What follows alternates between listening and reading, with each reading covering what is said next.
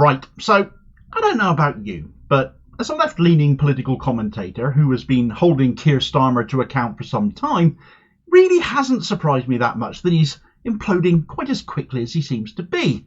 But to the point he's allowing another man, a party donor, to buy his wife clothes, it's just embarrassing, isn't it? As well as having dropped Labour in yet another scandal over donors. Starmer is supposedly a man of means, a multi-millionaire in his own right. So why is he not buying his wife clothes with his own money? Why is he letting a party donor, already involved in a scandal for dressing Starmer himself, the passes for glasses scandal, dress his wife as well? Is there literally nothing Keir Starmer won't accept hospitality or gifts or donations in relation to? Is he that easily bought and paid for? Is the message sent? Yet to hear some of the excuses being made to cover for him beggars belief. A declaration was made to the parliamentary commissioner because there was some discussion of the Prime Minister's suits. He's then gone back to the parliamentary commissioner to clarify whether a further declaration should be made, and that is now happening. So this is not a transparency issue. It's actually the Prime Minister seeking to comply with the rules, which is, and we all do that, we all do this, full transparency. I got a donation and this is what I used it for. But do you understand the politics and the way that this looks? £19,000 of worth of frocks for the Prime Minister's wife, similar sum on the Prime Minister's own suits. The man makes 160 grand.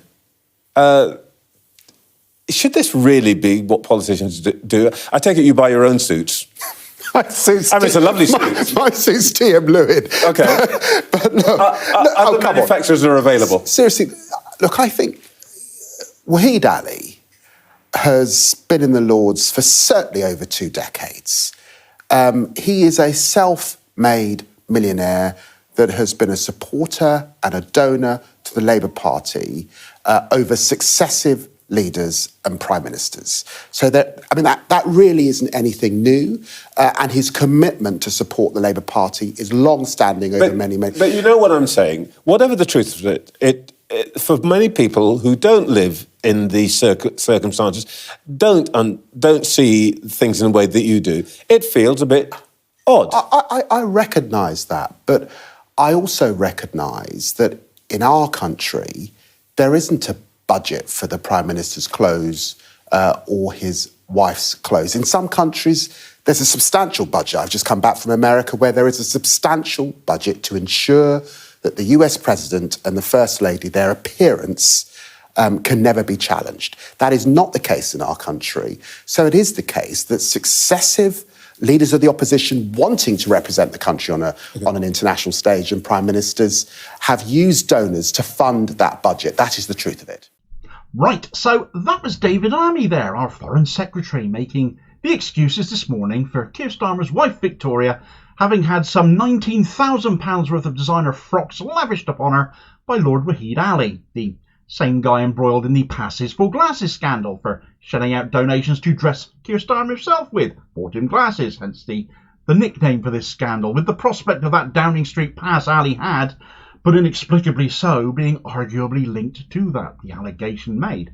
Any donor having such privileged access to the Prime Minister that they can just go through the gates and through the front door Downing Street anytime they like, well, that should be a concern.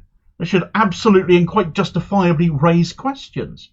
But the excuse Lammy made was stellar, truly pathetic, in that there shouldn't be anything wrong with a party donor buying clothes as long as it was declared on expenses, except this wasn't.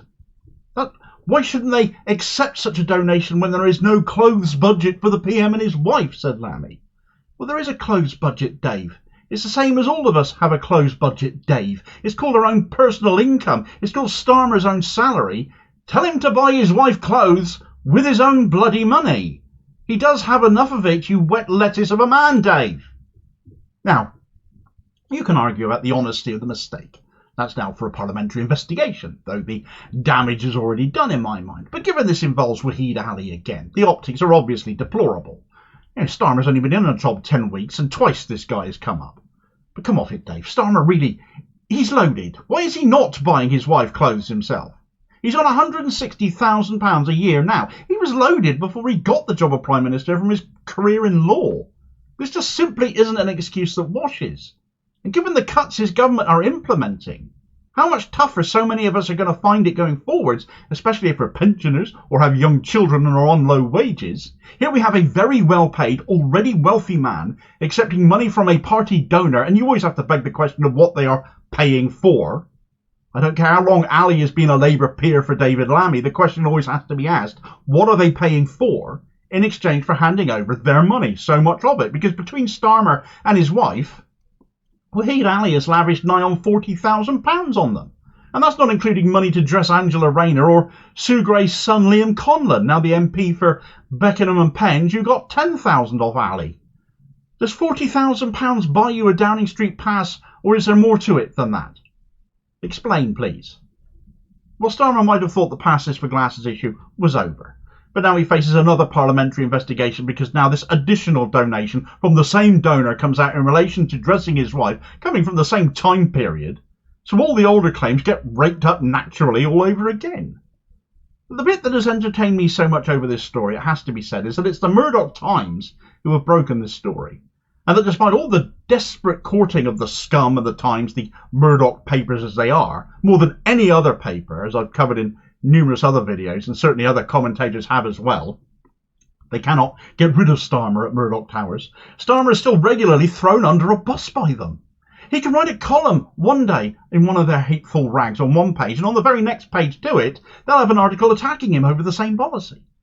They backed him over the Tories during the election campaign, but it was last minute, and he felt it was done grudgingly, knowing the Tories were toast. Starmer might sycophantically kiss Murdoch backside, but not to any avail. The biggest problem Starmer has here is that if this was a Tory Prime Minister, he would have no problem laying into them. And we know this because he's done it before. Boris Johnson and the wallpaper scandal, the 10 Downing Street flats decorated to Carrie Symonds' taste, allegedly, all paid for by a Tory donor. That was fair game for Team Keith, wasn't it? Then there was the foreign holidays all paid for by donors as well. Starmer went on the attack there too. A bought and paid for Prime Minister because Boris Johnson would never say no, was used to living a lifestyle he'd become accustomed to but couldn't actually afford himself. And actually that deserves to bring us back a moment to David Lammy's defence of Starmer in that video clip from before, because there's always a tweet, as the saying goes these days. Like this one, David Lammy. Do point out the difference between Johnson then and Starmer now, Dave. All you've got are excuses, sunshine.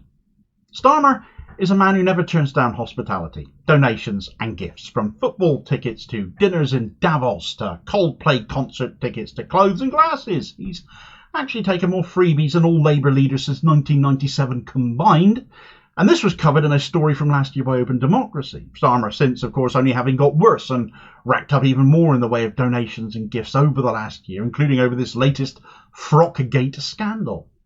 By comparison, Jeremy Corbyn, for example, during his entire tenure as Labour leader, accepted just one freebie back in 2017, where he accepted tickets to Glastonbury, where he, of course, famously addressed the crowd from the pyramid stage.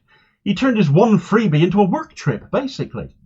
So all of this scandal Starmer has been embroiled in up until now, and including this latest example of his greed and ignorance of parliamentary rules, just to be charitable to him about this, when you combine that with all the lies he's told as well, he really is just Boris Johnson all over again. There's no change. He's exactly the same. And now with his wife the centre of attention in this latest cash for, well, what? Scandal. Keith and Victoria now really are no different to Bozo the Clown and Carrie Antoinette. But then there's also the hypocrisy, isn't there? And we only need to go back as far as June, just 2 months before the passes for glasses scandal, and just 3 months ago from where we are now, to find Starmer's view of handouts. Though, of course, in this instance, he was, of course, talking about benefits and a piece for the Tory graph, because, of course, it was, entitled, "Handouts Lack the Dignity of Wages, Says Starmer." Unless it's you taking the handouts, though, eh, Keith? State handouts offer people less dignity than earning a living through work, Sir Keir Starmer has said. The Labour leader said that working people wanted success more than state support, as he declared that if he were to be elected Prime Minister, he would put wealth creation front and centre. Sir Keir also warned that redistribution alone was not enough to level up Britain, saying that redistribution seems to have also become our one-word plan for vast swathes of Britain. So is it dignified to let another man buy your wife clothes then, Keith? You're a working man, so why are you so keen to let others support you rather than pay your own way?